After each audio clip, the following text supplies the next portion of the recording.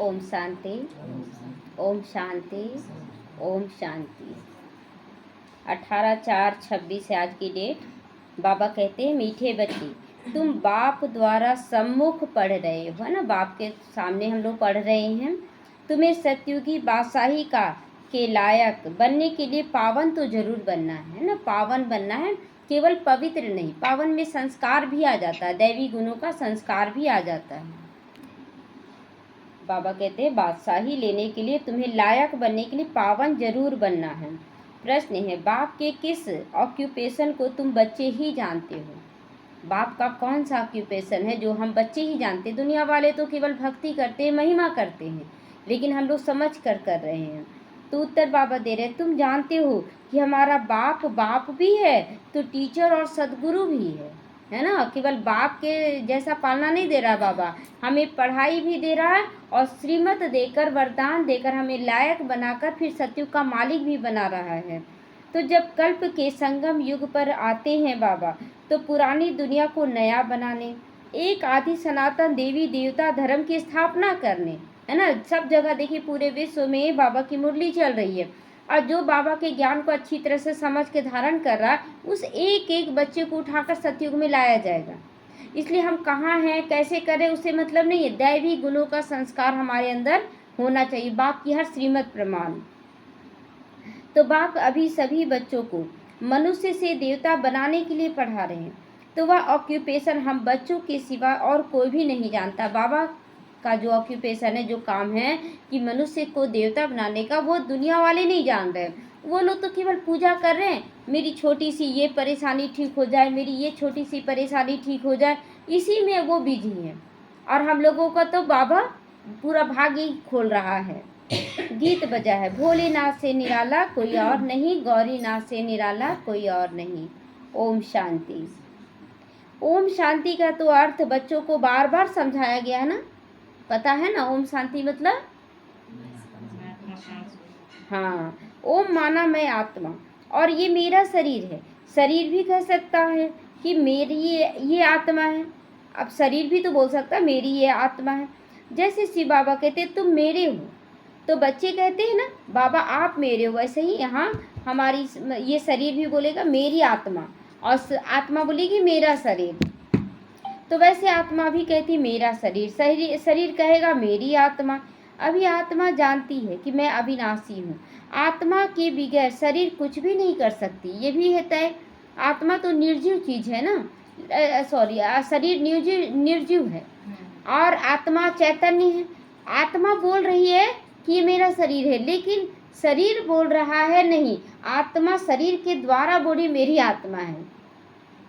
तो शरीर तो है, कहते हैं मेरी आत्मा को तकलीफ नहीं देना, मेरी आत्मा पाप आत्मा है, वह मेरी आत्मा पुण्य आत्मा, ये कौन जान रहा है?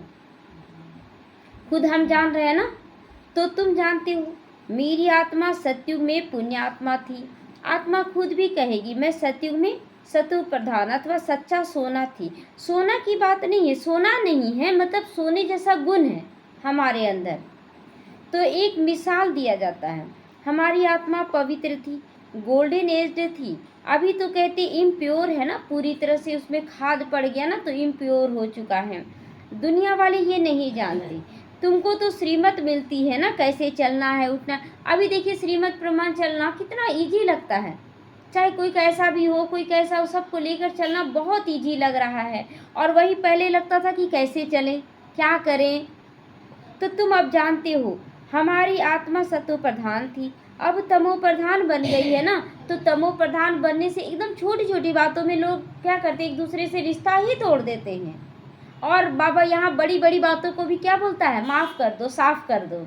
माफ़ भी करो और साफ भी करो। तो हर एक चीज़ ऐसी होती है ना कि कोई भी चीज़ नई होती वो पुरानी होती है, पुरानी में जान नहीं होती, कमज़ोर हो जाता है यूज करते करते। अब कपड़े को ही देख लीजिए, ज़्यादा यूज करेंगे तो फटता है कि नहीं, और नया ड्रेस कितना सुंदर भी लगता है। तो बालपन होता है, फिर युवा होता है, फिर वृद्ध होता है। तो हर चीज़ इसी तरह नई से पुरानी जरूर होती है। दुनिया भी पहले गोल्डन एज सतो प्रधान थी, फिर तमो प्रधान आयरन एज्ड बनी, तभी तो दुखी हुई ना। बुढ़ापे में दुख होता है ना, तो बुढ़ापा है ये कलयुग रूपी बुढ़ापा। कलयुग में सब बूढ़े हैं इसलिए दर्द हो रहा है, लेकिन सतयुग में जब बुढ़ापा आएगा तो वहाँ बुढ़ापा आएगा, क्योंकि युग ही बूढ़ा नहीं है, तो वहाँ इसीलिए वहाँ युवा अवस्था में दिखाते हैं, वहाँ कोई दुख नहीं होता है। कलयुग बूढ़ा हुआ, आत्मा बूढ़ी हुई और फिर हम भी तकलीफ में आ गए। तो सतो प्रधान माना सुधरी हुई आत्मा, तमो प्रधान माना बिगड़ी हुई आत्मा, ना खराब हो गई है। गीत में भी कहते हैं ना, बिगड़ी को बनाने वाले। तो पुरानी दुनिया बिगड़ गई है ना, क्योंकि रावण राज्य और सभी पतित हैं। सतयुग में सब पावन थे, उनको न्यू वाइसलेस वर्ल्ड कहा जाता था। न्यू और ऊपर से संपूर्ण निर्विकारी दुनिया थी। तो यह है ओल्ड विशेष वर्ल्ड। कैसा है ये दुनिया? विशेष मतलब पूरी तरह से विकारी दुनिया है ना, पुरानी दुनिया है। अब कलयुग आयरन एज है। यह सब बातें कोई स्कूल कॉलेज में नहीं पढ़ाई जाती है ना। अभी देखते हैं ना कि पहले तो कोई भी कुछ बोलता था तो लगता था ये बुरा है, और अब लगता है कि बचपना है। अगर कोई गलत कर रहा है तो क्या लगता है ऐसा कि वो बचपना में है, उसको आ नहीं रहा, वो बोलने का कुछ और बोल रहा है कुछ, तो ये बचपना है। अब सब पर लगता है कि सभी बच्चे हैं, कोई बड़े हैं ही नहीं। अभी सब बुढ़ापा बोलते हैं ना, बूढ़ा और बच्चा एक समान होता है। तो अभी कलयुग में सब आत्मा बूढ़ी हो गई है, तो अभी देख रहे सबकी स्थिति वही बचपना वाला है। तो भगवान आकर पढ़ाते हैं और राजयोग सिखाते हैं। गीता में लिखा हुआ है भगवानुवाच, श्रीमद् भागवत गीता गाई जाती है ना, तो श्रीमत यानी किसकी मत? भगवान की मत, श्रेष्ठ मत। तो श्रेष्ठ मत है सबसे ऊंची से ऊंची भगवान की। उनका नाम एक्यूरेट शिव ही है ना, बाकी तो कर्तव्यवाचक नाम है। रुद्र जयंती व रुद्र रात्रि कभी नहीं सुना होगा, शिवरात्रि शिव जयंती सुना है। तो शिव तो निराकार है। अब निराकार की रात्रि व जयंती कैसे मनाई जाती है? वो तो निराकार है। तो श्री कृष्ण की जयंती तो मनाना ठीक है, फलाने का बच्चा है उसकी तिथि तारीख दिखा देते हैं। फलाने का मतलब श्री कृष्ण जिसके बच्चे हैं उसको दिखा देते हैं, हाँ उसके बच्चे हैं। शिव के लिए तो कोई जानता ही नहीं कि कब पैदा हुआ, किसके द्वारा पैदा हुआ। शिव बाबा का कोई माँ बाप है? कोई भी नहीं है। तो यह तो जानना चाहिए ना सबको कि यहाँ की शिव की बायोग्राफी क्या है, वो तो जानना चाहिए। अब तुमको समझ मिली है कि श्री कृष्ण ने सतयुग आदि में कैसे जन्म लिया है ना। कैसे जन्म लेंगे वहाँ पर श्री कृष्ण? हाँ, योग बल से जन्म लेंगे। तुम कहोगे उनको तो 5000 वर्ष हुए, वह तो है कहते क्राइस्ट से 3000 वर्ष पहले पैराडाइज था, यहाँ पर धरती पर स्वर्ग था। इस्लामियों के आगे चंद्रवंशी, और चंद्रवंशियों के आगे कौन थे? सूर्यवंशी थे। शास्त्रों में सतयुग को तो लाखों वर्ष दे दिए गए हैं। तो गीता है मुख्य, गीता से ही देवी देवता धर्म स्थापन हुआ। वह सतयुग त्रेता तक चला गया है ना। अभी जो स्थापन हो रहा देवी देवता धर्म, वो सतयुग और त्रेता युग यानी 2500 साल तक चलेगा। अर्थात गीता शास्त्र में आदि सनातन देवी देवता धर्म की स्थापना परम पिता परमात्मा ने की है ना। कहा गया कि बोलते हैं श्री कृष्ण ने की, लेकिन यहाँ क्लियर लग रहा है ना कि शिव बाबा ने की, क्योंकि शरीरधारी को कोई नहीं मानेगा। तो बाबा परम पिता परमात्मा ने की है। फिर तो आधा कल्प ना कोई शास्त्र हुआ ना कोई धर्म स्थापक को इतना पावरफुल। देखिए अभी दिखाते हैं जैसे श्री कृष्ण ने गीता सुनाई, तो दिखाते हैं कि द्वापर युग में वो गीता सुनाई, और गीता सुनाए जैसे ही गए वो कलयुग आ गया। ये कैसा मतलब इतना कमज़ोर बच्चा पैदा हुआ कि मतलब एक युग भी नहीं जिया उसके बाद मर गया। नहीं, बाबा जब तैयार कर रहे हैं तो सतयुग और त्रेता युग तो कोई आएगा ही नहीं। अभी क्या बोलते हैं कि गुण नहीं, एक आया एक का भाई था तो बोला ना कि सतयुग में भी शादी होगा ना राम सीता का, सो यहाँ गुण मिले या ना मिले, लेकिन राम सीता का भी सारा गुण नहीं मिला। तो दूसरे जवाब दिए ना, इसीलिए तो प्रेगनेंसी में ही उसको जंगल भगा दिया गया। बोलने वाला दोनों तरह का जवाब दे रहा है, हाँ कुछ ना कुछ बोल दे रहा है।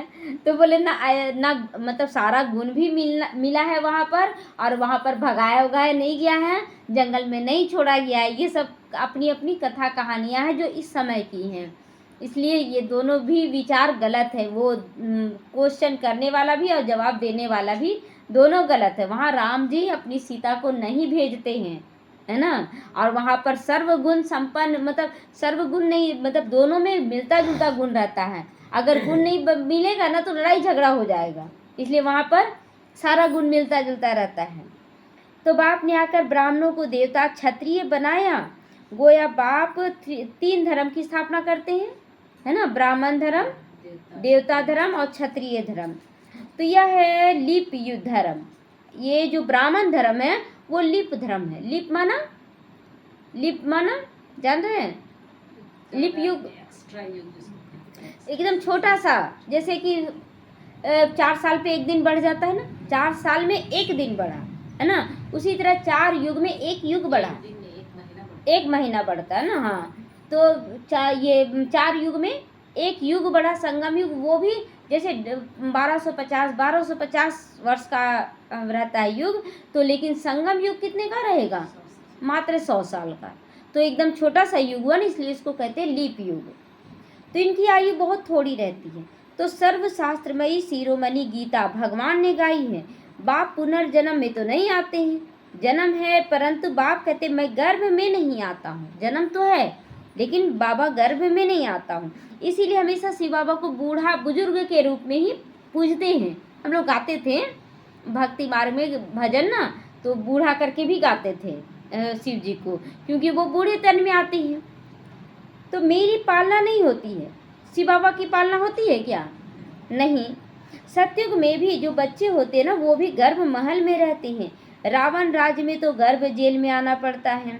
पाप जेल में भोगे जाते हैं, पाप जेल में भोगे जाते हैं ना। तो सोचिए, गर्भ जेल में भी सजा खाते हैं बच्चे। जो आत्मा बार बार जन्म मरण में आती है नरक में, वो बार बार गर्भ का सजा भोगती है और फिर जन्म के बाद मृत्यु के समय भी सजा भोगती है। तो गर्भ में अंजाम करते हैं। क्या अंजाम करते हैं? मतलब यहाँ अंजाम का मतलब प्रॉमिस करते हैं। क्या प्रॉमिस करते हैं? हम पाप नहीं करेंगे, बाहर निकाल दो हमको, हम पाप नहीं करेंगे। परंतु यह है पाप आत्माओं की दुनिया, बाहर निकलते ही पाप करने लग पड़ते। इसीलिए ना अभी एक बहन का अभी युगल अभी जेल में है, तो बार बार बोले निकालो निकालो। देखती है ना कि उस भाई के अंदर अभी परिवर्तन नहीं है। अब निकलेंगे, अब फिर वही करेंगे तो सही तो नहीं रहेगा। तो जो अज्ञानी टाइप की रहती आत्मा, वो क्या बोलती, बाबा निकाल दो, बाबा इतना दिन तो हो गया, अब कब निकालोगे, बोलेगी कि नहीं? वो तो त्रिकालदर्शी नहीं बनी, लेकिन जो त्रिकालदर्शी बनेगी वो क्या बोलेगी, बाबा आप जैसे करो। उस आत्मा को बिल्कुल सुधार कर ही निकालना है ना, कि बाहर आने के बाद फिर गलत ना करे, जो जिस कारण से अभी जेल गए हैं। तो वहाँ की बात वहीं रही। यहाँ तो बहुत प्रतिज्ञा करते हम पाप नहीं करेंगे। चलो गर्भ जेल वाला भी छोड़ दो, यहाँ पर भी बाबा के बच्चे भी बहुत प्रतिज्ञा करते हैं, बाबा हम ऐसे करेंगे वैसे करेंगे। और फिर माया के राज्य में जाते हैं तो काम क्रोध लोभ मोह अहंकार सब आ जाता है सबके अंदर। तो 1-2 पर काम कटारी नहीं चलाएंगे, क्योंकि यह विकार आदि मध्य अंत दुख देता है ना। 1-2 पे काम कटारी चलाएंगे? नहीं चलाएंगे ना। तो सतयुग में विष है ही नहीं, तो मनुष्य आदि मध्य अंत 21 जन्म दुख भोगते नहीं, क्योंकि राम राज्य है। सतयुग त्रेता दुख नहीं भोगेंगे, क्योंकि वहाँ राम राज्य है, वहाँ आत्मा का राज्य चलेगा। उसकी स्थापना अभी बाप कर रहे हैं। संगम पर ही स्थापना हो रही है ना। संगम पर ही हम बाबा से बातें करते हैं। और देखिए, लौकिक परिवार को भी इतना अच्छे से लेके चलना, जैसे सतयुग में सब कुछ होगा कि नहीं, शादी ब्याह होगा, वहाँ पर भी बच्चों की पालना होगी, परिवार के साथ हंसेंगे खेलेंगे ना। लेकिन क्या होगा, वहाँ आत्मिक स्थिति होगी, वहाँ हमको पता होगा कि मैं आत्मा हूँ। तो वही चीज़ यहाँ भी करना है, यहीं से ना संस्कार जाएगा। तो यहाँ भी हम सबके बीच रह रहे हैं, लेकिन हम अटेंशन दें, मैं आत्मा हूँ, मेरे द्वारा कुछ भी विकारी चीज़ किसी को नहीं जाए, और ना ही किसी की विकारी चीज़ आए। लेकिन परिवार के साथ तो रहना होगा ना। अभी समर्पित है तो क्या डांस गाना नहीं करते हैं? हाँ, लेकिन सलीके वाला। अब यहाँ पर भी गृहस्थी में है डांस गाना करना, अब उल्टा सुल्टा गाना बज रहा है और आप जैसे जैसे डांस करें, ये तो नहीं सही है। और बोलेंगे क्या कि सतयुग में भी तो रासलीला चलता है। अब रासलीला वहाँ चलेगा तो क्या जैसे तैसे चलेगा, देवभान तो नहीं रहेगा ना वहाँ। तो जो भी धर्म स्थापन करने आते हैं उनको कोई भी पाप नहीं करना है। है ना। जो भी धर्म स्थापक आते, जैसे क्राइस्ट की आत्मा, वो पाप नहीं करती है, वो आई उस समय धर्म स्थापन की। आधा समय है पुण्यात्मा, फिर आधा समय के बाद पाप आत्मा बनती है। देखिए ये सारा कुछ नूंदा हुआ है। जैसे कि हम लोग अभी पुरुषार्थ कर रहे हैं, तो सत्युग त्रेता हम लोगों का अच्छा रहेगा, और द्वापर कलयुग थोड़ा सा धीरे धीरे पाप आत्मा बनते चले जाएंगे। उसी तरह जो आत्मा द्वापर में आई, तो द्वापर के बाद कितना युग बचा? द्वापर और कलयुग, 2 युग बचा। अब 2 युग में आधा आधा कर दीजिए, तो वो द्वापर में एकदम बहुत अच्छे से परफेक्ट चलेगी। लेकिन कलयुग में आते ही धीरे धीरे पाप आत्मा बनना शुरू हो जाएगी। फिर जो कलयुग में आएगी उसका भी आधा आधा किया जाएगा। अब जैसे 42 जन्म होता है, तो 42 जन्म में 21 जन्म, वो बहुत अच्छे, मतलब 1-2 जन्म भी लेने वाली, उसका आधा आधा का हिसाब किताब इसमें नूंदा हुआ है, नूंदा जाएगा सबका। उस युग के अनुसार वो खुश रहेगी। तो तुम सत्युग त्रेता में पुण्यात्मा रहते हो, फिर पापात्मा बनते हो। बाबा क्लियर कर रहा ना, आधा आधा सबके लिए, टोटल आत्मा के लिए है। सत्व प्रधान आत्मा जब ऊपर से आती है तो यह सजाएं खा नहीं सकती है ना। जो आत्मा परम धाम से आई, तो यहाँ पर संगम युग में सभी आत्माएं अपना पाप कर्म चुकतू करके जा रही है। तो जब वो आएगी तो पाप कैसे भोगेगी? पाप तो है ही नहीं, तो उसके साथ बुरा होगा क्या? शुरुआत में नहीं होगा। तो क्राइस्ट की आत्मा धर्म स्थापना करने आई, और उनको कोई सजा मिल ना सके। मिलेगा कैसे? तो सजा तो मिला, क्रॉस पर चढ़ाया गया। किसकी आत्मा को चढ़ाया गया? क्राइस्ट की आत्मा को नहीं, जीसस की आत्मा को चढ़ाया गया ना। 2 आत्मा है वो, है ना। जो 2 आत्मा है, एक क्राइस्ट की आत्मा प्रवेश की, और एक जो शरीरधारी की आत्मा है वो देवकुल की आत्मा है, उसको सजा मिलता है। देवकुल की माना जो इस सत्युग त्रेता में आई है, उसी के तन में ना धर्म स्थापक होगा, तो उसको सजा मिलता है, क्योंकि विकार में गिरी है। तो कहते हैं क्राइस्ट को क्रॉस पर चढ़ाया, परंतु उनकी आत्मा न कोई विक्रम आदि किया है ही नहीं। वह जिसके शरीर में प्रवेश करते उनको दुख भोगना पड़ता है। जैसे कि अभी शिव बाबा प्रवेश किया ब्रह्मा तन में, तो गाली किसको मिला? शिव बाबा को कि ब्रह्मा बाबा को?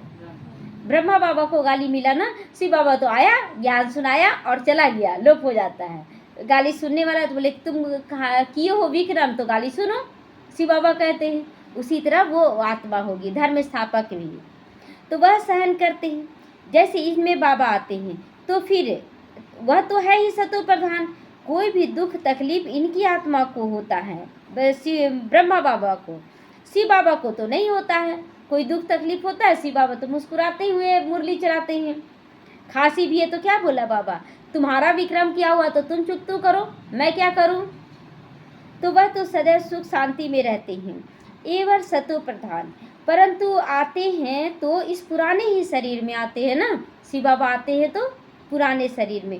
वैसे ही क्राइस्ट की आत्मा ने जिसमें प्रवेश किया उस शरीर को दुख हो सकता है, क्राइस्ट की आत्मा दुख नहीं भोग सकती, क्योंकि सतो रजो तमो में आती है ना। सभी नई नई आत्माएं आती हैं ना, तो उसके पहले जरूर सुख ही भोगना पड़े, है ना। जो भी नई आत्मा आएगी वो तुरंत दुख नहीं भोगेगी, वो जब विक्रम करेगी शरीर में रहकर तब उसको दुख होगा।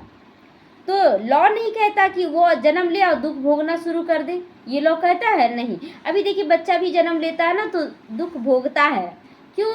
क्योंकि आत्मा का यहाँ हिसाब किताब दिया जा रहा है ना। आत्मा बच्चे के रूप में आई, लेकिन वो तो हिसाब किताब लेकर आई। यहाँ आत्मा को शुद्ध पवित्र करके परम धाम ले जाया जा रहा है, और उसके बाद वहाँ से आत्मा प्योर होकर नीचे आएगी, तो कैसे दुख भोगेगी? तो इसमें बाबा बैठ कोई भी तकलीफ इनको दादा को होती है, ना कि शिव बाबा को। जो भी तकलीफ होगा किसको होगा?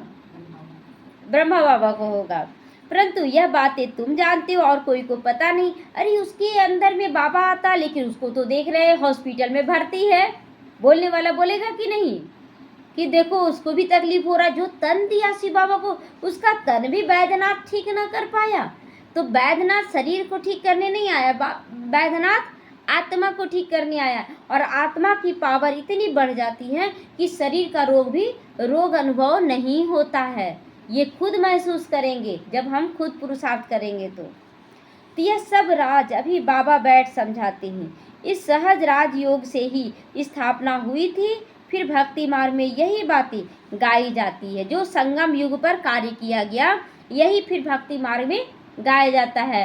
कि बोलते हैं ना कि अंधा आ रहा है उसको नयन दे दो, लंगड़ा आ रहा है वो उसको पाँव दे दो। ये किसका गायन? संगम युग का ही ना गायन है।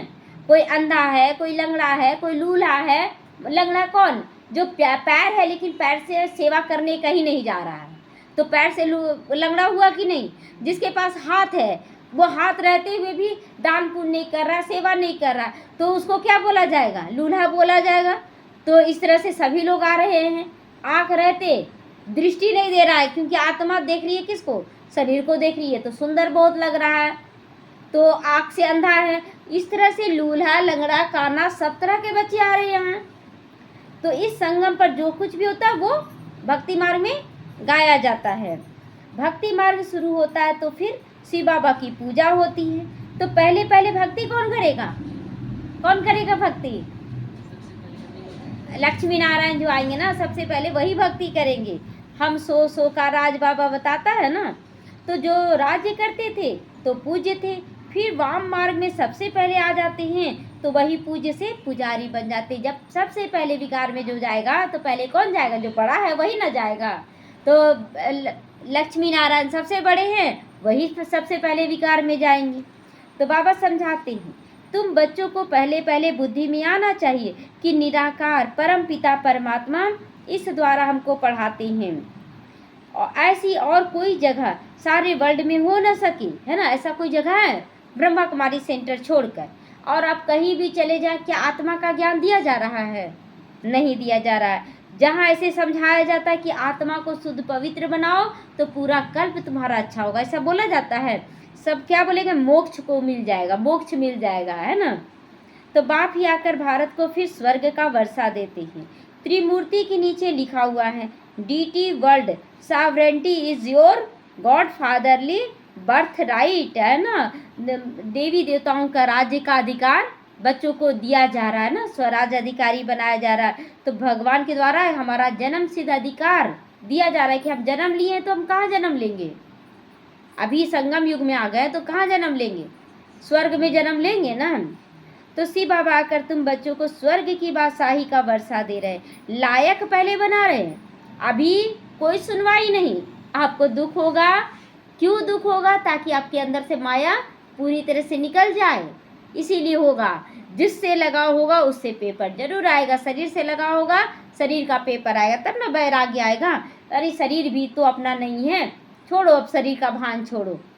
छोड़ेंगे परिवार में कलह कलेश बढ़ेगा तब तो आप परिवार का मोह छोड़ेंगे, नहीं तो बंधे रह जाएंगे। इसलिए जिससे भी आपका कनेक्शन है अंदर का, बाबा जान रहा है, माया भेजती है, माया को बाबा भेजते हैं।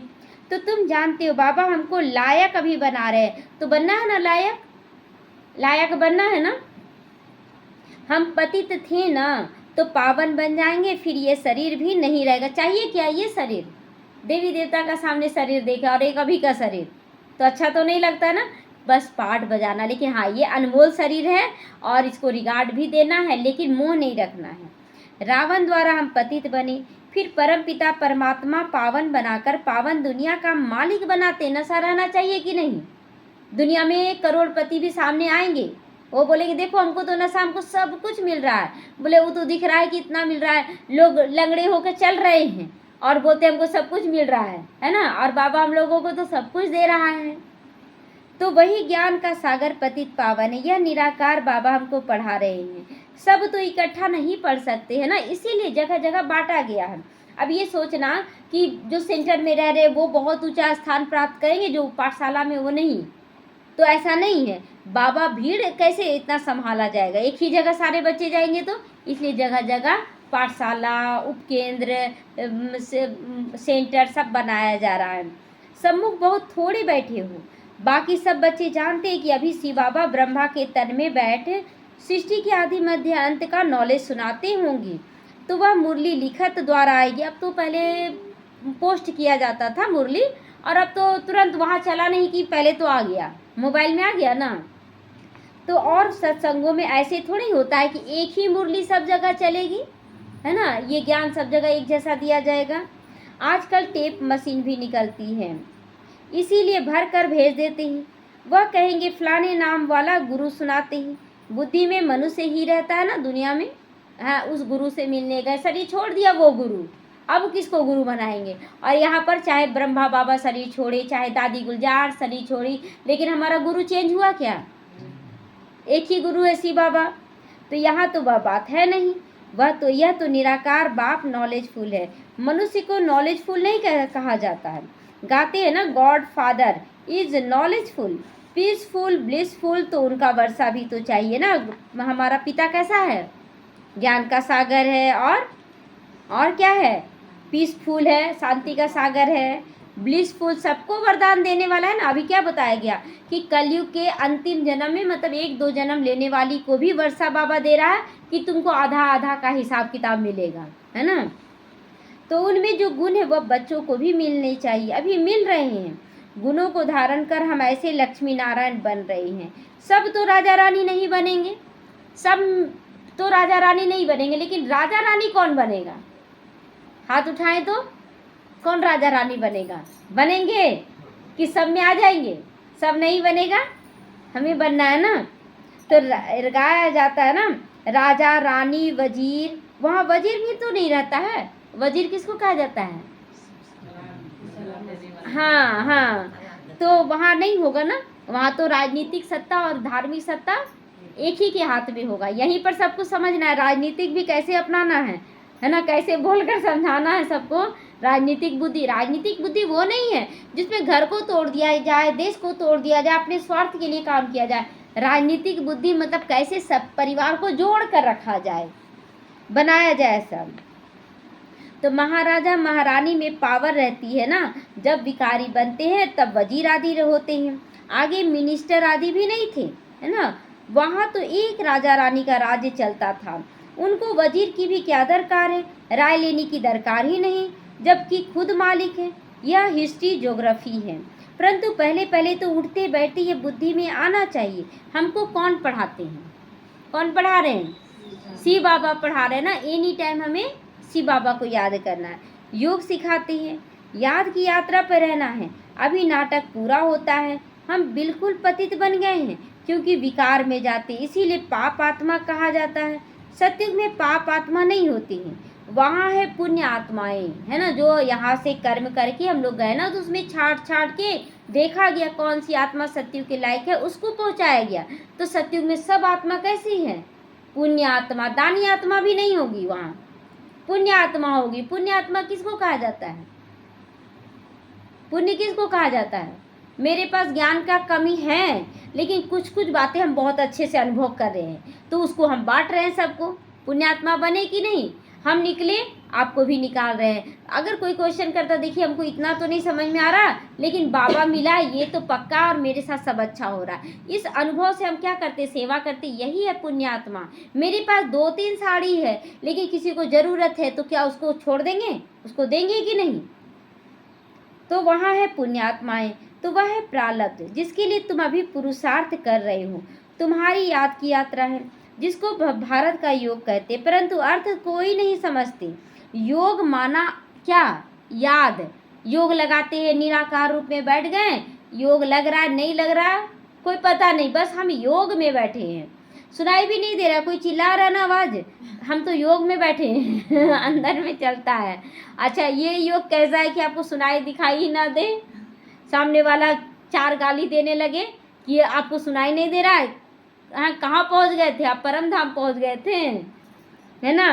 तो योग माना बातचीत करना, है ना। बाबा से अभी बातचीत करनी है, जिससे विकर्म विनाश होते यह शरीर छोड़ हम चले जाएंगे, उनको स्वीट होम कहा जाता है। आत्मा कहती हम उस शांति धाम के रहने वाले हैं। हम वहाँ से कैसे आए? नंगे आए। नंगे का मतलब आत्मा रूप में आए ना, शरीर लेकर आए क्या ऊपर से? यहाँ पर शरीर 4-6 महीना में तैयार हो जाता है, तब आत्मा प्रवेश करती है। तो यहाँ पाठ बजाने के लिए शरीर लिया है। यह भी समझाया, माया 5 विकारों को कहा जाता है।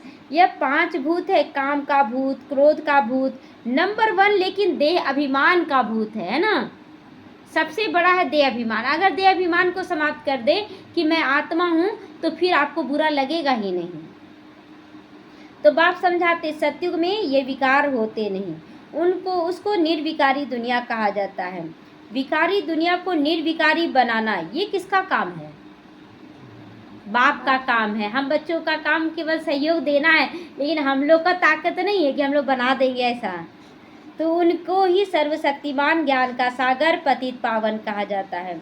इस समय सब भ्रष्टाचार से पैदा होते हैं ना, तो सतयुग में वाइसलेस दुनिया है। बाप कहते अब तुमको विशेष से क्या बनना? वाइसलेस बनना। विशेष माना विकारी से निर्विकारी बनना है।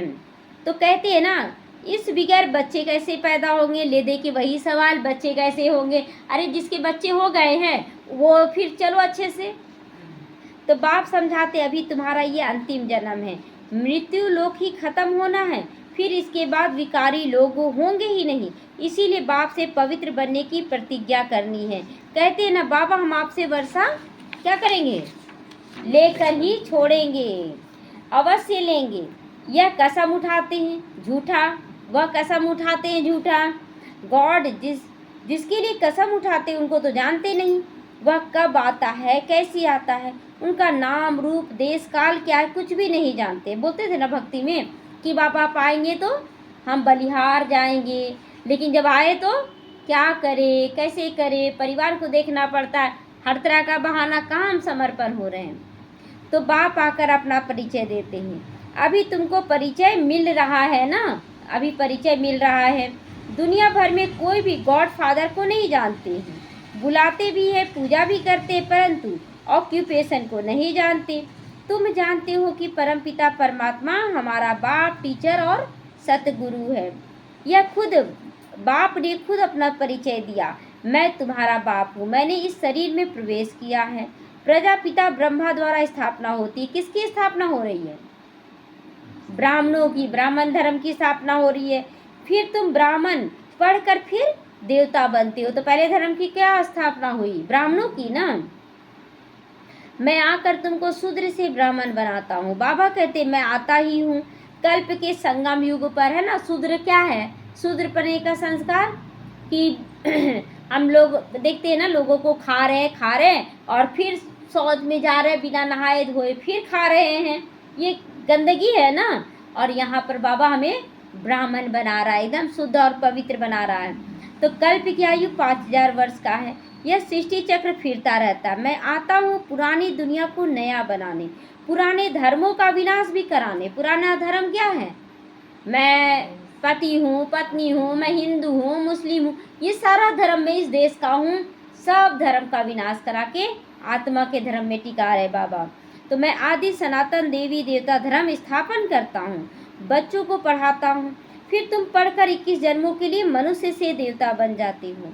देवताएं तो सूर्यवंशी, चंद्रवंशी, प्रजा तो सब हैं, बाकी पुरुषार्थ अनुसार ऊंचा पद पाएंगे। टोटल प्रजा है, लेकिन उसमें जो अच्छा पुरुषार्थ कर रहे हैं वो ऊंचा पद में आ रहे हैं। तो अभी जो जितना पुरुषार्थ करेगा वही कल्प कल्प चलेगा। इसलिए ना पुरुषार्थ बहुत अच्छे से करना है। समझते हैं कल्प कल्प ऐसा पुरुषार्थ करते हैं, ऐसा ही पद जाकर पाएंगे। तुम यहाँ पर बच्चों की बुद्धि में है कि हमको निराकार भगवान पढ़ाते हैं कि नहीं? कौन पढ़ाते हैं? निराकार शिव बाबा। उनको याद करने से विक्रम विनाश होंगे। हर वक्त हमें बाबा बाबा शब्द तो जरूर यूज करना है। बाबा हमें सिखा रहा है, बाबा हमें कर रहा है। बिगर याद किए विक्रम विनाश नहीं हो सकता। जितनी बार आप बाबा को यूज करते हैं उतना विक्रम विनाश होता है। मनुष्य को ये पता नहीं कि हम कितने जन्म लेते हैं। शास्त्रों में कोई ने गपोड़ा लगा दिया क्या, 84 लाख योनि। अभी तो लोग क्या बोलते हैं ना कि अच्छा 84 लाख में तो गुजरना ही पड़ेगा, शरीर छोड़ेंगे, तो चलो क्यों ना पूरा खा पी के एकदम सारा पाप उप करके और उसके बाद चुकतू करो। लेकिन ये नहीं समझते हैं कि मनुष्य योनि में आकर पूरा चुकतू करेगा, कोई जीव जंतु में नहीं जाना है। और जब भोगते हैं तो अभी देखिए इतना सुंदर सुंदर गायिका निकल रही है एकदम गांव घर की, गरीब। वो कैसे? जब गायिका थी कभी पुण्य का खाता जमा ही नहीं की। आज वो सुर तो मिल गया, संस्कार तो आ गया गाने का, लेकिन आज देखिए उसका स्थिति क्या, भिखारी बनी हुई है। तो वही स्थिति को दिखाया जा रहा है कि अगर आप जान रहे, ज्ञान को समझ रहे हैं और फिर भी आप कुछ भी नहीं कर रहे हैं, लूल्हा लंगड़ा बने हुए हैं, तो सत्युग त्रेता में प्रजा के भी दास दासी बनेंगे। और जिस चीज़ को आप छुपा कर और मतलब बांध कर रख रहे हैं, उसी चीज़ से सेवा करना पड़ेगा, है ना, उसी चीज़ से सेवा करना पड़ेगा। तो अभी तुम जानते हो 84 जन्म है, ये अंत का जन्म है। फिर हमको स्वर्ग में जाना है, तो पहले मूल वतन में जाएंगे, फिर स्वर्ग में आएंगे। अच्छा, मीठे मीठे सीखी लदे बच्चों प्रति माता पिता बाप दादा को का याद प्यार और गुड मॉर्निंग। रूहानी बाप की रूहानी बच्चों को नमस्ते। हम रूहानी बच्चों की रूहानी माता पिता बाप दादा को याद प्यार, गुड मॉर्निंग और नमस्ते नमस्ते। शुक्रिया बाबा, शुक्रिया। धारणा के अजमुख के सारे बाप से जो पवित्र बनने की प्रतिज्ञा की है, उस पर पक्का रहना है ना, पवित्रता को छोड़ना नहीं है। परिवार में गए, अरे सब तो सुखी हैं, हम क्यों विकार में छोड़ दे विकारों को, नहीं, विकार को छोड़ना एक श्रीमत है बाबा की, उसको तो करना है। काम क्रोध आदि भूतों पर विजय अवश्य प्राप्त करना है। चलते फिरते हर कार्य करते पढ़ाने वाले बाप को याद रखना है। अब नाटक पूरा हो रहा है, इसीलिए इस अंतिम जन्म में पवित्र तो जरूर बनना है। वरदान सभी खजानों से भरपूर बनकर अपने चेहरे द्वारा सेवा करने वाले सच्चे सच्चे सेवाधारी बनो। जो बच्चे सभी खजानों से संपन्न, सदा संपन्न व भरपूर रहते हैं, उनके नैनों व मस्तक द्वारा ईश्वरीय नशा तो हमेशा दिखाई देता है ना। मस्तक पे क्या, नशा, और आंखों में निश्चय, है ना, दोनों दिखाई देगा। उनका चेहरा ही सेवा करता है। जिसके पास जास्ती अथवा कम जमा होता है, तो वह भी उसके चेहरे से दिखाई देता है। उसका चाल चलन व्यवहार उसके चेहरे से पता पड़ जाता है कि वो कितना ज्ञान को समझा है। जैसे कोई ऊंचा कुल का होता है, तो उसका चेहरा बताता है ना, झलक दिखाता नहीं, जरूर अच्छे घर परिवार से है, उसका पहनावा, उसका बोल चाल रहन सहन सब पता पड़ जाता है। और फलक दिखाई देता है कि हम ऐसे घर से हैं। ऐसे आपकी सूरत हर संकल्प हर कर्म को स्पष्ट करे, तब कहेंगे आप सच्चे सेवाधारी हो। कहीं भी जाओ तो आपका चेहरा चलन बताए। अभी देखिए गए तो इतने लोग पूछते हैं आप खाएं, आप खाएं, आप क्या खाएं। सबको ताज्जुब हो रहा है कि पेट भर कैसे रहा है इसका, कुछ खा भी नहीं रही है। तो देखिए बाबा तो पेट भर ही देता है, खाएं जो भी खा रहे हैं उसी से पेट भर जा रहा है। यहाँ तक कि भूख नहीं लग रहा है, अभी भी कुछ खा कर नहीं आए, है ना, हल्का फुल्का फल खाएं, बस वही खा के पेट ही भर दे रहा है बाबा, एकदम खाने का मन नहीं कर रहा, ऐसा कर दे रहा है बाबा। तो बाबा कहता है ना हमारी सूरत, अब उसको बोल रहा है अच्छा बताइए कमजोरी लग रहा है क्या हमको, क्या नहीं कर रहे हैं, सब कुछ जो कर रहे हैं। अभी तो घर से बना कर ले जा सकते, लेकिन वही नहीं बना के ले जा रहे हैं क्योंकि भूख ही नहीं लग रहा है। स्लोगन है, समय और संकल्प के खजाने को बचाकर जमा का खाता बढ़ाओ, है ना। संकल्प नहीं चलाना है कोई और समय नहीं गंवाना है। ऐसा नहीं हम शादी में गए तो शादी में ही रम के रह रहे, नहीं, अपने नशे में और निश्चय बुद्धि बनकर वहाँ भी रहना है। क्या पता कोई आत्मा निकल जाए, और अभी 4-5 लोग निकल गए हैं वहाँ से भी। तो ये अव्यक्त इशारे आज के। महान बनने के लिए मधुरता और नम्रता का गुण धारण करो। जब एक दो को मीठा खिलाते हो तो उसमें मुख थोड़े समय के लिए मीठा होता है, लेकिन स्वयं को मीठा बन जाओ, स्वयं ही मीठा बन जाओ तो मुख में सदा ही मधुर बोल रहेंगे। जैसे मीठा खाने और खिलाने से खुश होते हैं, ऐसे मधुर बोल स्वयं को भी खुश करते और दूसरों को भी खुश कर देते। कितना अच्छा लगता है भी मीठा बोलकर सबको बताना ज्ञान का।